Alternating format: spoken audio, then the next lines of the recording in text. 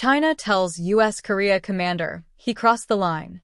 The top American general in South Korea described the Korean peninsula as the dagger in the heart of Asia from China's perspective, and China's embassy in Seoul responded by publicly telling him he had crossed the line, injecting a pointed diplomatic confrontation into a week already complicated by the broader state of U.S. China relations.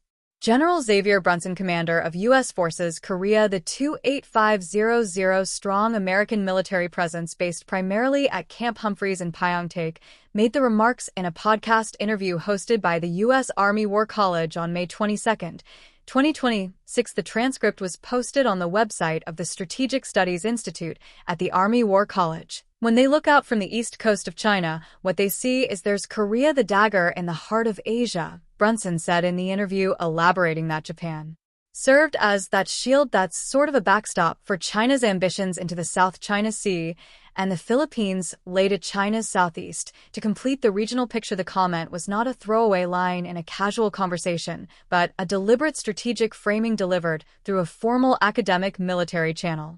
The Chinese embassy in Seoul did not respond. Quietly, a spokesperson issued a formal written statement on May 29 in the format of answers to media questions, addressing both Brunson's latest comment and his earlier remark from May 2025, when he described South Korea as a fixed aircraft carrier floating on the water between Japan and the Chinese mainland. While speaking at the Land Forces Pacific Symposium in Hawaii, the embassy's statement posed two direct questions to the USFK commander. Are your hostile and aggressive remarks about China authorized by Washington, or are you trying to challenge the consensus reached at the Beijing meeting between the Chinese and American heads of state?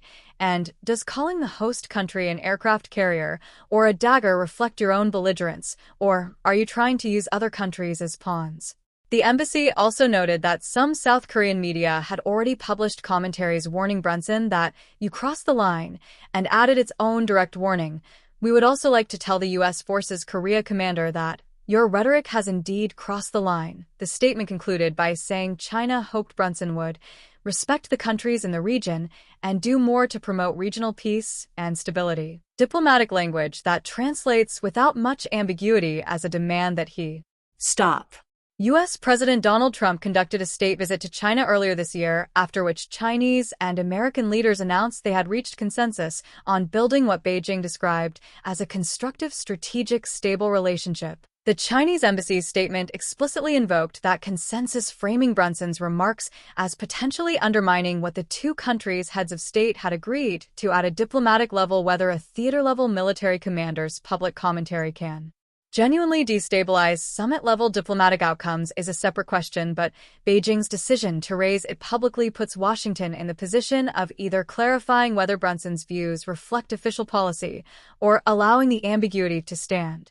Brunson has been consistently and publicly articulate about viewing South Korea's strategic value through a China deterrence lens that goes beyond the peninsula's traditional North Korea focus. In an April 2026 interview with the Japan Times, he described a kill web concept linking the military capabilities of South Korea, Japan, and the Philippines with the USFK alliance as the hub designed to respond to North Korea, China, and Russia simultaneously. In the same Army War College podcast where he made the dagger comment, he mentioned ongoing cooperation with Samsung Electronics to develop cloud infrastructure that would allow U.S. and allied forces in the region to maintain communications even if conventional systems were disrupted, a detail that illustrates how he conceives of South Korea as an integrated node in a regional military architecture rather than simply a bilateral defense obligation.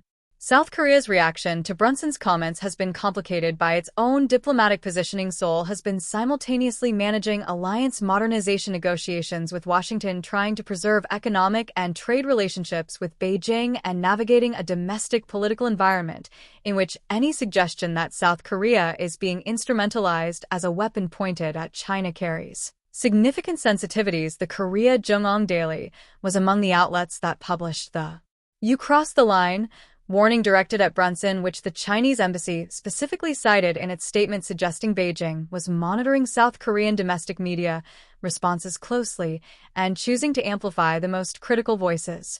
The geography Brunson is describing is stripped of its metaphors accurate. The Korean peninsula does project into the Yellow Sea and the waters between China and Japan in a way that gives any military force stationed there significant reach in multiple directions. That geographic reality is exactly why China has historically been sensitive about the political alignment of the Korean state. Beijing's opposition to the deployment of the Terminal High Altitude Area Defense System, better known as THAAD, to South Korea in 2017 produced a sustained economic pressure campaign against Seoul that damaged bilateral trade for years. China's concern about military capabilities on the peninsula pointing in its direction is a consistent and long-standing position, not a novel reaction to Brunson's metaphors.